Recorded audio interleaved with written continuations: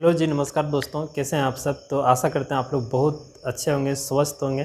तो आइए हम लोग आज समझते हैं JAC board matric exam pattern के बारे में। यानी कि आप लोगों को पता होगा कि आपका एग्ज़ाम पैटर्न बिल्कुल चेंज हो चुका है। यानी कि 2022 वाला जो एग्ज़ाम पैटर्न है अब वो नहीं रहा। उसके बारे में थोड़ा सा हम लोग समझते हैं, ठीक है। 2000 JAC matric inter exam pattern 2022-23 में क्या चेंजिंग किया गया है, इसको समझने के पहले देखिए हम लोगों का है कि सबसे पहले जो चेंजिंग स्टार्ट हुआ 2020 में। 2000 में फर्स्ट चेंज किया गया था आपका एग्ज़ाम पैटर्न को लेके। उसके बाद लॉकडाउन के कारण 2021 में एग्ज़ाम तो हुआ ही नहीं। 2022 में एग्ज़ाम पैटर्न में फिर चेंजिंग किया गया, और क्या चेंज किया गया है उसके बारे में ध्यान से देखिए। और इसी के आधार पर है ना 2023 का एग्ज़ाम पैटर्न भी चेंज किया गया है। पहले इसको समझिए। जैसे हम बात करते हैं 2022 का एग्ज़ाम पैटर्न को लेकर, तो इसमें आपका जो एग्ज़ाम होता था पहले ईयरली होता था, साल में एक बार। अब यहाँ 2022 में आपका एग्ज़ाम साल में 2 बार कर दिया, मतलब एक वर्ष का एग्ज़ाम 2 बार में उसको डिवाइड कर दिया आधा आधा करके, ठीक है। तो नाम दिया गया एग्ज़ाम की टर्म 1 और टर्म 2, ठीक है।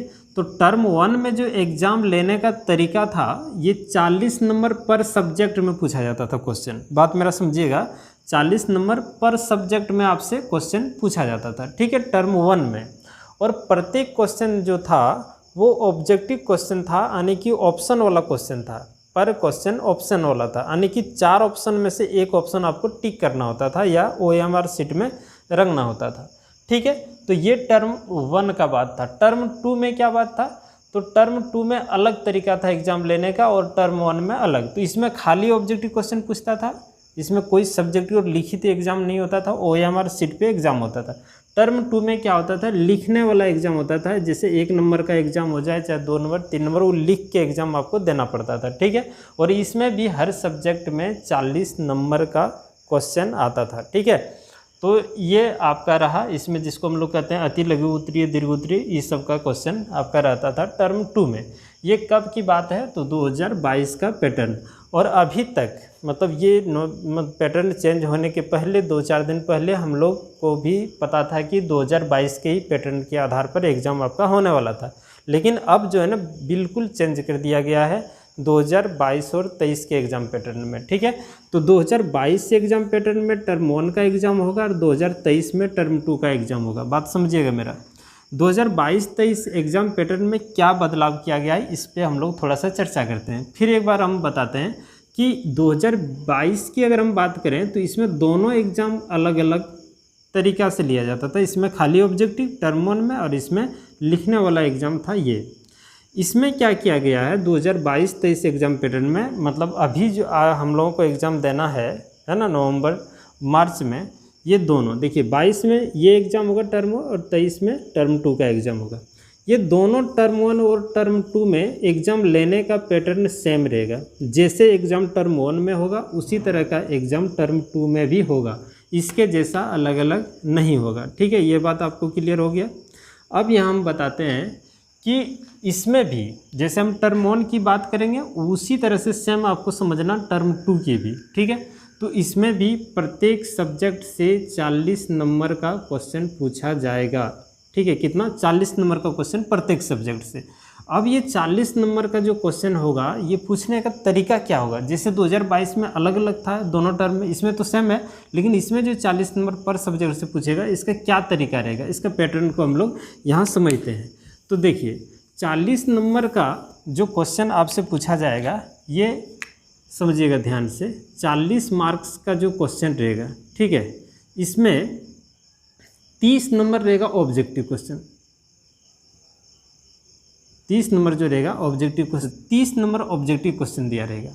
और ऑब्जेक्टिव क्वेश्चन ये 30 नंबर का जो रहेगा, ये किस आधार पर, मतलब किस तरह का रहेगा, इसमें आपको 3 तरह का क्वेश्चन मिलेगा। हालांकि रहेगा सब 1 नंबर का ही क्वेश्चन, ठीक है, लेकिन 3 तरह का क्वेश्चन रहेगा। कैसे रहेगा, तो 20 क्वेश्चन ऐसा रहेगा जिसको चुनना पड़ता है क्वेश्चन। जैसे हम लोग यहाँ 2022 की बात करें, ऑप्शन रहता था ना, एक क्वेश्चन में 4 ऑप्शन, उसमें से एक क्वेश्चन को हमें टिक करना होता था। उस तरह से 20 क्वेश्चन, और पर क्वेश्चन का अंक 1 रहेगा, ठीक है। 5 क्वेश्चन एक शब्द में आंसर आपको देना होगा, एक शब्द में, ठीक है। एक शब्द मतलब हो गया कि 1 वर्ड में, ठीक है, 1 वर्ड में आपको आंसर देना है। 5 क्वेश्चन का एक शब्द में आंसर देना है, और 5 क्वेश्चन ऐसा रहेगा जिसको एक पंक्ति में आंसर देना है। ठीक है, यानी कि एक लाइन में आपको आंसर देना है।